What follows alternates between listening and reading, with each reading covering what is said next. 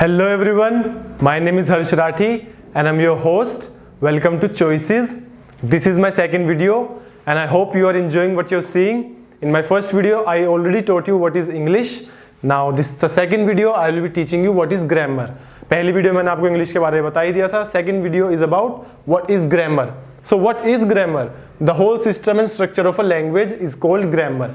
किसी एक लैंग्वेज का पूरा सिस्टम और जो स्ट्रक्चर है उसे हम क्या बोलते हैं? ग्रामर बोलते हैं.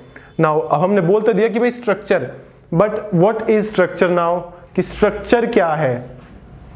स्ट्रक्चर को हिंदी में बोलते हैं संरचना. Mainly there are 5 major components in order to understand structure. What are these components?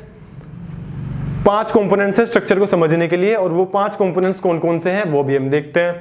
Phonemes, morpheme, lexemes, syntax and context. All of these 5 when used together make a meaningful communication among individuals or groups. जब भी हम इन पांचों को एक साथ use करते हैं हमारी एक मीनिंगफुल कम्युनिकेशन बन के आके बाहर आती है, निकलती है, और हम अच्छे से आपस में कम्युनिकेट कर पाते हैं. Okay, so now one by one I'll be teaching you all of these 5. Okay, so what is phoneme? अब phoneme क्या है? I'll try to explain it to you in the simplest way possible. मैं सबसे ज़्यादा simple से simple way possible मैं आपको समझाने की कोशिश करूँगा. You can find many definitions everywhere, but this is the simplest way. बहुत सारी डेफिनेशन मिल जाएगी आपको फोनीम की इधर उधर, बट ये सबसे सिंपल है and the easiest shortest way to learn it. What is phoneme? Smallest unit of a sound. Sound की, स्पीच की जो हम बोल रहे हैं उसकी सबसे छोटी इकाई को फोनीम बोलते हैं. अब इसके हम एग्जाम्पल देखते हैं. We will see a few examples. ठीक है, जो ये पी बी डी टी, जो मैं टी बोल रहा हूं, ट टी टी, ये जो है सबसे स्मॉलेस्ट यूनिट ऑफ साउंड है. डी डी, अब इससे छोटी तो नहीं हो सकती ना, टी को मैं इससे छोटा तो नहीं कर सकता ना, टी से इससे छोटी इकाई नहीं हो सकती. ऐसे अब इसमें देखते हैं हम एग्जाम्पल्स को. पैड, पैट, इसमें फोनीम क्या चेंज हो रहा है? Which phoneme is changing here? Pad, pat. ये इसकी फोनीम और ये दोनों अलग है. पैड क्या होता है? जो पैड यूज करते हैं, फोन पैड वगैरह कुछ भी हो सकता है, और पैट होता है किसी को सहलाना. तो जो टा इसमें और डे है, इन दोनों का डिफरेंट फोनीम है, अलग फोनीम है, तो अलग ही इनका मीनिंग है. ऐसे ही बैड और बैट, दोनों की फोनीम अलग है, साउंड अलग आ रही है लास्ट में, तो इनका मीनिंग भी चेंज हो रहा है. कहीं किसी सेंटेंस में आप जो है बैड को बैट की जगह यूज नहीं कर सकते. You can not exchange D for T in a sentence in order to give the same meaning. अगर आपको सेम मीनिंग देना है तो आप इन दोनों को इंटरचेंजेबली यूज नहीं कर सकते. जैसे अगर मुझे बोलना कि Virat Kohli played with his bat, मैं ये तो नहीं कह सकता ना कि Virat Kohli played with his bad, तो गलत हो जाएगा वो. तो इसलिए फोनीम का हमें सही इस्तेमाल करना होता है in order to communicate the right meaning. अब आपको और आगे मैं बताता हूं. जैसे डॉग है, डॉग को अब लोग अलग अलग तरीके से बोलते हैं. जैसे बोले डॉग, डॉग, डॉग, कैसे ही बोल लो डॉग. अगर फोनीम सेम है, ये जी ही है अगर यहाँ पे, तो हम कैसे भी बोल लें उसे, अगर फोनीम सेम है तो उसकी मीनिंग सेम ही रहेगी. ए डॉग बिट हिम, इसका मीनिंग इस एक कुत्ते ने काट लिया. ए डॉग बिट हिम या डॉग बिट हिम, ठीक है, कुछ भी कह लें हम, मीनिंग उसका सेम रहेगा. बट अगर आप उसका फोनीम चेंज करेंगे, स्मॉलेस्ट यूनिट ऑफ साउंड जो है चेंज करेंगे, डॉट मतलब क्या होता है? एक बिंदु, तो द मीनिंग विल चेंज. अगर आप सबसे छोटी इकाई उसकी चेंज कर देंगे तो मीनिंग चेंज हो जाएगा. अब ये तो नहीं कह सकते ना आप डॉट बिट हिम, डॉट ने थोड़ी काट लिया उसे, बिंदु ने थोड़ी काट लिया किसी, ठीक है. ऐसे ही वॉट और वॉच, चाहे साउंड सेम सेम आ रही हो लेकिन उनका फोनीम अगर अलग है तो मीनिंग अलग है. इसीलिए ताकि कंफ्यूजन ना हो, इसीलिए स्मॉलेस्ट यूनिट ऑफ फोनीम को यूज करते हैं कि राइट मीनिंग जाए हमारे दूसरे बंदे तक. अब जैसे जैसे इसमें रेन और रेन में सेम सेम मीनिंग है, same meaning, sorry, same sound है. Rain, lane, they are almost identical in sound, but since their phoneme is different, इसमें रेन है और इसमें एल का यूज है और एन का यूज है, इसमें आर और आई का यूज है. तो कैसे ही कह लो, रेन कह लो, रेन कह लो, रेन कह लो, कुछ भी बोल लो उसे, लेकिन वो रहेगी रेनी, उसका मीनिंग चेंज नहीं होगा. बट इफ आई से लेन और if I right lane, the meaning will change, the phoneme will change. So what is phoneme? The smallest unit of sound. I am hoping that you understood it. And एक example रह गया what and watch का. अब जैसे मैं कहता हूँ, कोई बोलता है what, कोई बोलेगा what, कोई बोलेगा what, तो मीनिंग तो सेम ही रहेगा क्योंकि फोनीम सेम है. बट अगर हम चेंज कर देंगे, वॉच कर देंगे, जैसे वॉच कर देंगे तो उसकी फोनीम चेंज है. कैसे चेंज है? इसमें ATCH है और इसमें HAT है, अलग अलग फोनीम यूज हो रही हैं इन दोनों में, इसलिए उनका मीनिंग सेम है. ठीक है, अब मैं जस्ट बिकॉज इनकी साउंड ऑलमोस्ट सिमिलर है, एक दूसरे को इंटरचेंजेबली यूज नहीं कर सकता. अगर मुझे किसी से पूछना है कि what time is it, time क्या है, तो मुझसे यही पूछूंगा what time is it. I will not say what time is it. The other person will get confused and will not get the ultimate meaning. That is why we have to use right phoneme. अगला बंदा confused हो जाएगा और हमारा meaning नहीं समझ पाएगा, इसीलिए हमें सही phoneme का यूज करना होता है. Okay, so moving on to the second point. What is morpheme? Second point की तरफ बढ़ते हैं. Morpheme क्या है? The smallest meaningful unit is called morpheme. Smallest unit है ये भी, but this is meaningful. Meaningful है ये, main point इसी में यही है. Now I'll explain it to you with an example. Example के साथ साथ आपको समझाता हूँ. There are 3 morphemes in the cherry trees. कौन कौन से हैं 3 morpheme? Cherry हो गया एक हो गया tree and एक हो गया s. These are the 3 morphemes. Cherry का मीनिंग क्या है? A fruit. Tree का मीनिंग क्या है? A big green thing, जो पेड़ होता है, आपने कभी देखा हो लाइफ में. S क्या है? प्लूरल बता रहा है इसे. ठीक है, मैंने क्या बोला था? मीनिंगफुल पे स्पेशल फोकस करना है. मीनिंगफुल. अगर चेरी को अगर मैं इसे छोटे हिस्सों में बांट दूं, अगर मैं सिर्फ कर दूं ची कर दूं अगर मैं, तो मीनिंग नहीं है ना कुछ भी, तो ये मोर्फीम नहीं है. चेरी पूरे सब फोनीम मिलके, छोटी छोटी फोनीम मिलके, ये सी ची ये सब फोनीम मिलके CHERRY बन के एक मीनिंगफुल वर्ड बन रहा है चेरी, इसीलिए इसे हम कहेंगे मोर्फीम. और सबसे छोटी स्मॉलेस्ट मीनिंग यूनिट, तो चेरी सबसे छोटी है इसमें, इसीलिए चेरी एक यूनिट हो जाएगी. उसके बाद ट्रीज और एक हो जाएगी S now is not an independently meaningful. S का इस यहाँ पे कोई इंडिपेंडेंट मीनिंग नहीं है, बट एस अगर इसके साथ यहाँ पे एज ए सफिक्स यूज होता है, एज ए सफिक्स अगर एक्स यहाँ पे यूज होता है तो उसका मीनिंग हो जाता है कुछ, कि चेरी जो है प्लूरल बन जाता है फिर, कि चेरी का एक पेड़ नहीं है, कई सारे पेड़ हैं. इसी तरह चेरी इसमें यहाँ पे सफिक्स लग गया है. Now I will explain it more to you with a few examples.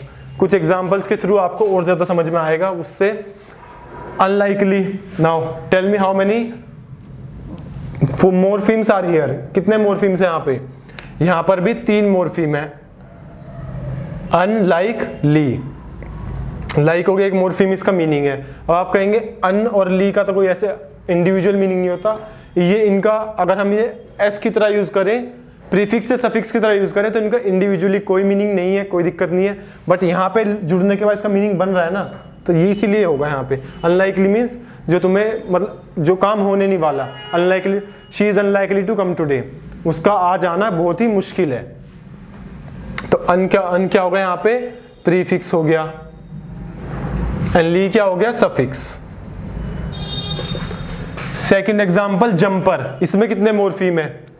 इसमें भी 2 मोर्फीम है, जंप और अर क्या है? सफिक्स है, और जंप का मतलब होता है कूदना.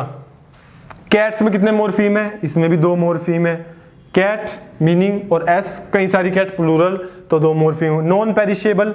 इसमें नॉन पेरिशेबल का मीनिंग क्या होता है? सबसे पहले ये बताओ. नॉन पेरिशेबल का मीनिंग होता है जो कि जल्दी से खराब होने वाले प्रोडक्ट्स नहीं होते. पेरिशेबल जैसे केला बनाना आपको बाहर रख दो तो पेरिशेबल है, बहुत जल्दी खराब हो जाएगा. नॉन पेरिशेबल जो जल्दी से खराब नहीं होते, जैसे ड्राई फ्रूट्स वगैरह बहुत जल्दी खराब नहीं होते. तो इसमें कितने मोर्फीम है? इसमें है 3 मोर्फीम.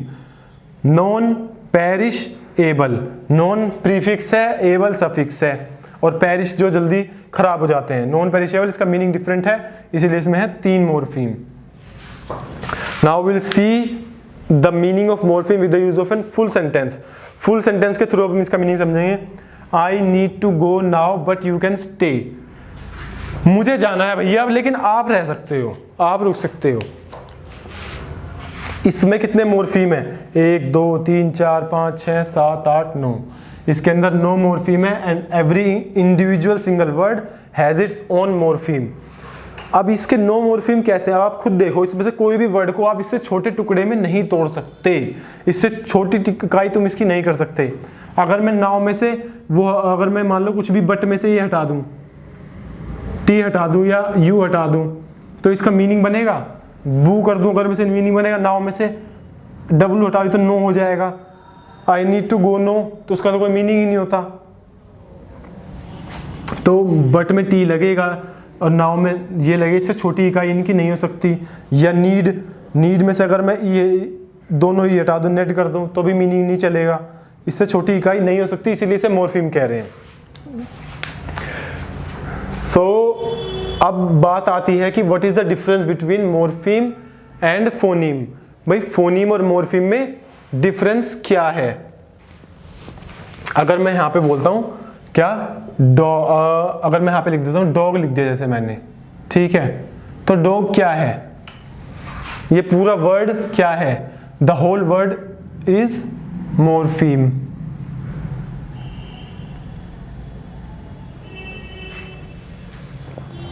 पूरा डॉग वर्ड क्या है? मॉर्फीम। और मैं यहां पे बोलता हूं डॉट, तो डॉट क्या है? पूरा का पूरा morpheme. The dot is also a morpheme. ये दोनों ही वर्ड एक पूरे पूरे मॉर्फीम है। इससे ज्यादा अगर मैं इसके टुकड़े करूं तो बात, मीनिंग ये कन्वे नहीं होगा, डॉग और डॉट का मीनिंग कन्वे नहीं होगा। बट जो यहाँ पे ये जो इसकी स्मॉलेस्ट यूनिट ऑफ साउंड है जी, ये क्या है? फोनीम।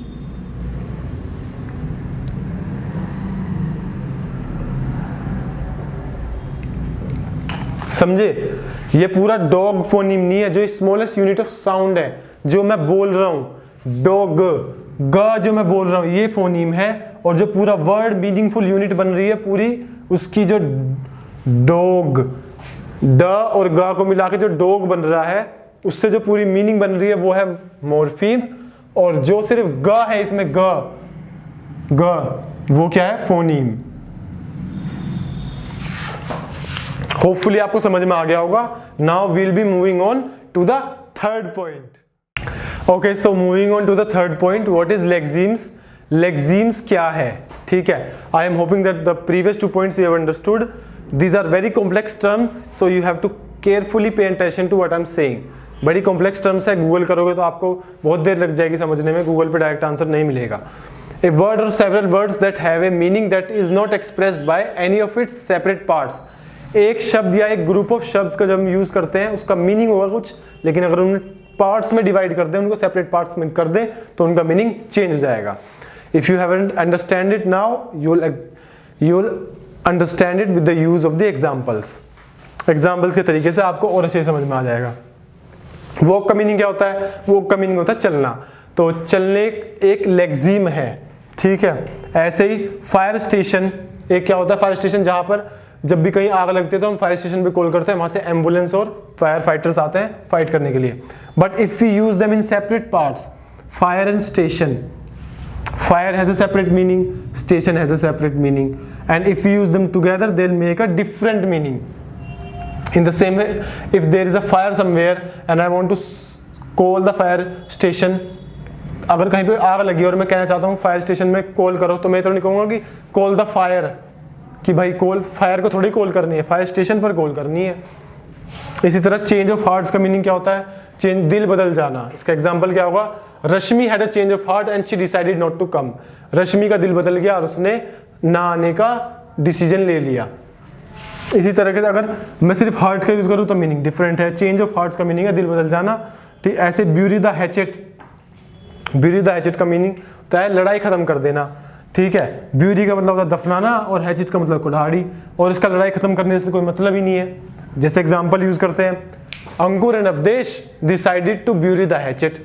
अंकुर एंड अवदेश ने डिसाइड कर लिया कि वो हैचेट जो है ब्यूरी कर, मतलब लड़ाई खत्म कर देंगे। लेकिन अगर मैं यही बात कहूँ, Ankur and Avdhesh decided to hatch it. Ankur और अवधेश ने कुल्हाड़ी डिसाइड कर ली तो उसका तो कोई मीनिंग ही नहीं हुआ।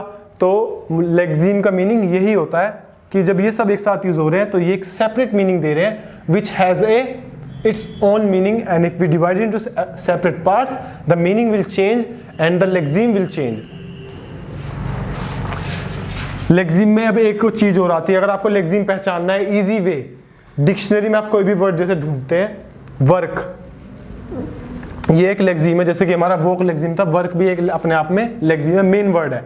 लेकिन आप जैसे वर्किंग ढूंढ रहे हो, वर्किंग जो आईएनजी फॉर्म होती है वर्क की, तो वो आपको इसी लेक्सिम के अंदर मिलेगी। वर्किंग, वर्क के अंदर एक लेक्सिम है, लेक्सिम को मोर्फीम से कंफ्यूज नहीं करना। जैसे अब यहाँ पे जब वर्किंग आ गया तो कभी आप कहने लोगे भाई वर्क है और आईएनजी है तो इसमें दो लेक्सिम हो गए, ऐसा नहीं होगा, इसमें भी एक ही लेक्सिम होगा, क्योंकि मीनिंग तो वही है ना, बस ये आईएनजी फॉर्म में है। ऐसे वर्क में भी एक ही लेक्सिम है और वर्क्स में भी एक ही लेक्सिम है, इनका मेन वर्ड है, इसके अंदर मिल जाएगी ये। I am hoping that you have guys understood it. You don't need to learn the definition learn करने की कोई जरूरत नहीं है। If you know the example and the meaning of examples और the use of example then you can easily know. मेरा खुद का फॉर्मूला यही है कि मैं कभी डेफिनेशन याद नहीं करता, because definition are of no use. Definition किसी काम की नहीं होती। अगर आपको एग्जाम्पल याद है लेक्सिम का एक भी, फायर स्टेशन भी आपको याद है, तो there is no need to learn the definition आप एग्जाम्पल से खुद ही बना दोगे। जस्ट लर्न द एग्जाम्पल और understand the example and use it in real life. Real life में यूज करो, आपको अपना पता चल जाएगा।